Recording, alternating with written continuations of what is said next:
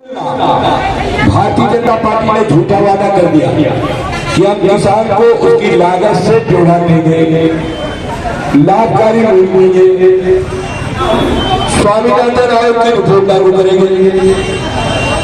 लेकिन किसानों की फसल का मूल्य सही नहीं मिल रहा, बल्कि बीजेपी ने कहा था महंगाई 100 दिन के अंदर कम कर देंगे। महंगाई 100 दिन के अंदर कम नहीं हुई। 8 साल होने जा रहे हैं मोदी को, महंगाई आसमान छू रही है। डीजल का दाम बढ़ा दिया, जो 43 रुपए लीटर वाला डीजल था वो 90 रुपए लीटर हो गया। जो 63 रुपए में पेट्रोल मिलता था 1 लीटर मोटरसाइकिल को डलवा लेता। खाने बनाने वाली गैस, रसोई गैस का सिलेंडर का दाम 350 रुपए से 950 रुपया का एक सिलेंडर हो गया। तो डीजल का दाम, पेट्रोल का दाम, रसोई गैस का दाम और खाद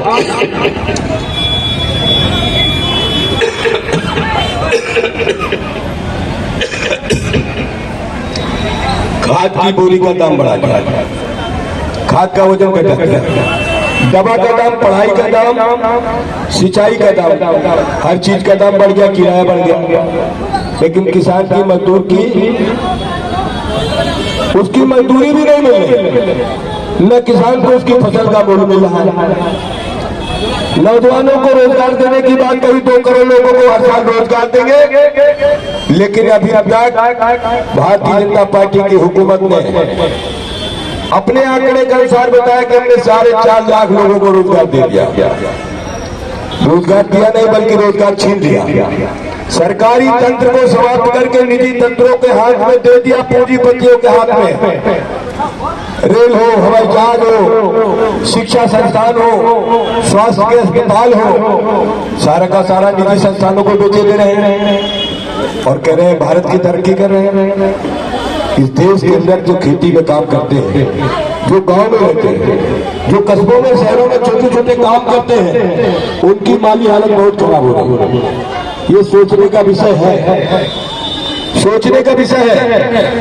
अगर आप इन बातों को सोचोगे तो निश्चित रूप से आप पछताओगे कि गलत हो गया भाजपा को वोट देना। भाजपा ने बहका दिया, सबको भरमा दिया और सबसे वोट दे दिया 2014 में, 2017 में, 2019 में। लेकिन उद्देश्य क्या है?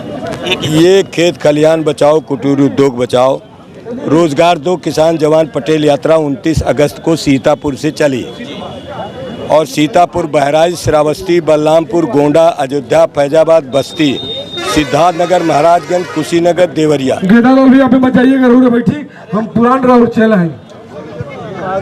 इन जिलों से यात्रा निकली है और ये 29 अगस्त से शुरू होकर के 31 अक्टूबर को इलाहाबाद में समाप्त होगी। किसानों की बदहाली, नौजवानों की परेशानी को लेकर हमने यात्रा निकाली है। सरदार वल्लभ भाई पटेल ने इस देश की आज़ादी में किसानों को, नौजवानों को लामबंद करके महात्मा गांधी जी का साथ दे करके देश की आज़ादी दिलाई थी। उनसे प्रेरणा लेकर के हम, भारत की आज़ादी खतरे में है, लोकतंत्र खतरे में है, किसानों का जीवन परेशानी में है, नौजवानों का जीवन बहुत परेशानी में है। इन बातों को लेकर हमने ये किसान नौजवान पटेल यात्रा निकाली है और इसका जगह जगह जो लोग स्वागत कर रहे हैं, मेरा मनोबल बढ़ा रहे हैं, मैं उन सभी का धन्यवाद करता हूँ और मीडिया के भाइयों का। देवरिया में इतना भीषण गर्मी में इतना जोरदार स्वागत है, इसके लिए किसको श्रेय देना चाहेंगे? हम यहाँ की महान जनता को। सर डीएलएड वाले बच्चे 3 साल से भर्ती का इंतजार कर रहे हैं और लगातार लखनऊ में प्रदर्शन कर रहे हैं, इससे क्या कहना आप? देखिए, डीएलएड के बच्चे हों, चाहे वो मानदेय के शिक्षक हों, चाहे शिक्षा मित्र हों, चाहे अनुदेशक हों, चाहे वो किसी भी तरीके के संविदा के कर्मचारी हों, भाजपा से परेशान हो गए। भाजपा ने सबसे झूठ बोला और उनके जीवन की सुरक्षा के लिए, सुविधा के लिए कोई काम नहीं किया। इसीलिए आज जनता सड़कों में है और सड़क में आकर के समाजवादी पार्टी के नेता अखिलेश यादव की प्रति नारा लगाती है और अखिलेश यादव जी को उत्तर प्रदेश का मुख्यमंत्री बनाना चाहती है। लोगों का आकर्षण बढ़ा है, लोगों का जो रुझान है वो दिखाई देता है कि 2022 में माननीय अखिलेश यादव जी उत्तर प्रदेश के मुख्यमंत्री हैं। आज माननीय नरेश उत्तम पटेल जी का दौरा था, पूरे प्रदेश में हर जिलों में जा रहे हैं और समाजवादी पार्टी की नीतियों को बता रहे हैं, क्योंकि जनता परिवर्तन के मूड में है। 2022 में माननीय श्री अखिलेश यादव जी उत्तर प्रदेश के मुख्यमंत्री बनेंगे। ये भारतीय जनता पार्टी की झूठ की सरकार है हिंदू को मुस्लिम को लड़ा करके सत्ता में आई है। जनता इनको समझ चुकी है और जनता परिवर्तन के मूड में है। और माननीय राष्ट्रीय अध्यक्ष समाजवादी पार्टी माननीय श्री अखिलेश यादव जी उत्तर प्रदेश नहीं बल्कि भारत के सबसे लोकप्रिय नेता हैं। उनके ज़माने में उत्तर प्रदेश में जो विकास कार्य हुआ है उसी कार्य को ये बताने आए हैं। जैसे समाजवादी पेंशन 55 लाख लोगों को माननीय राष्ट्रीय अध्यक्ष समाजवादी पार्टी जब मुख्यमंत्री थे तो उत्तर प्रदेश में 55 लाख लोगों को समाजवादी पेंशन देते थे, 11 लाख लोगों को बेरोजगारी भत्ता देते थे, लैपटॉप योजना, कन्या विद्याधन योजना, डायल 100 दुनिया की सबसे बेहतरीन व्यवस्था उन्होंने उत्तर प्रदेश में दिया था। डायल 102, डायल 108, डायल 1090, स्टेडियम बनवाया उन्होंने, मेट्रो का नींव रखा। मेट्रो के बारे में किसी ने सोचा नहीं था। माननीय श्री अखिलेश यादव जी ने मेट्रो का नींव रखा, ये एक्सप्रेसवे बनाया, उत्तर प्रदेश के 50 जिलों को 4 लेन सड़क से जोड़ने का कार्य किया। इन्हीं विकास कार्यों को माननीय उत्तर प्रदेश समाजवादी पार्टी के प्रदेश अध्यक्ष श्री नरेश उत्तम पटेल जी ने जन जन तक पहुंचाने का कार्य कर रहे हैं।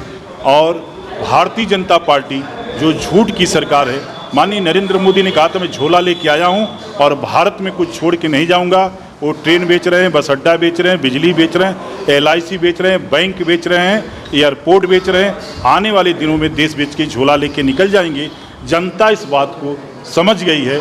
महंगाई दिन पर दिन बढ़ती जा रही है। डीजल का दाम रोज़ बढ़ता है, पेट्रोल का दाम रोज़ बढ़ता है। लोग कहते हैं मोदी है तो मुमकिन है।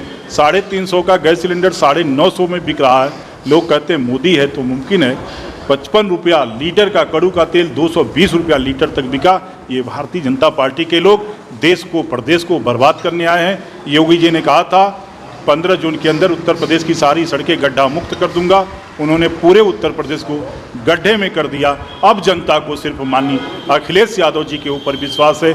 माननीय अखिलेश यादव जी ने कहा है मेरी सरकार बनेगी तो मैं 1 करोड़ माताओं बहनों को 1500 रुपया महीना पेंशन के रूप में दूंगा, 300 यूनिट बिजली मुफ्त में दूंगा और 10 लाख नौजवानों को रोजगार दूंगा। इसलिए जनता परिवर्तन के मूड में है और समाजवादी पार्टी की सरकार 2022 में बनेगी, ऐसा हमें विश्वास है।